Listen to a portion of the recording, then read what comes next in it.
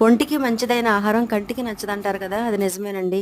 ఇది ఆవిరికుడుమండి. ఈ ఆవిరికుడు మా ఇంట్లో ఏసినప్పుడల్లా పెద్ద యుద్ధమే జరుగుతుంది. ఇదేంటి నల్లగా ఉంది, ఇలా ఉంది, తినాలా అని. కానీ వేరే టిఫిన్స్ ఏవైనా గానీ, ఇడ్లీ, దోస, చపాతీ, పూరి ఇవేవేసినా గానీ వాటి కామెంట్ చెప్తూ చాలా ఎంజాయ్ చేస్తూ తింటారు.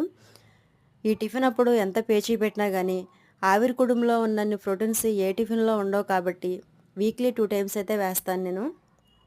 ఆవిరికుడుం ఎలా ఏసుకోవాలి అంటే, 2 గ్లాసుల మినపప్పుకి హాఫ్ గ్లాస్ మాత్రమే బియ్యం ఏసుకుంటాను. బియ్యం ప్లేస్‌లో ఇడ్లీ రవ్వైనా కలుపుకోవచ్చు. చూడండి నాకైతే ఆవిరికుడుమైతే ఇలా వచ్చింది. ఆవిరికుడు రుబ్బుకునేటప్పుడు మినపప్పుకున్న పొట్టు ఎక్కువగా తీయనవసరం లేదండి. ఇలాగే ఉంటుంది ఆవిరికుడుం అంటే. ఇలా వేడిగా ఉన్నప్పుడు నెయ్యి గాని, బెల్లం గాని వేసి కలిపేస్తే అందులో కలిసిపోతుంది కాబట్టి చాలా చక్కగా ఉంటుందండి తినడానికి. నోటికి కూడా చాలా బాగుంటుంది. పిల్లలకు కూడా చాలా హెల్తీ.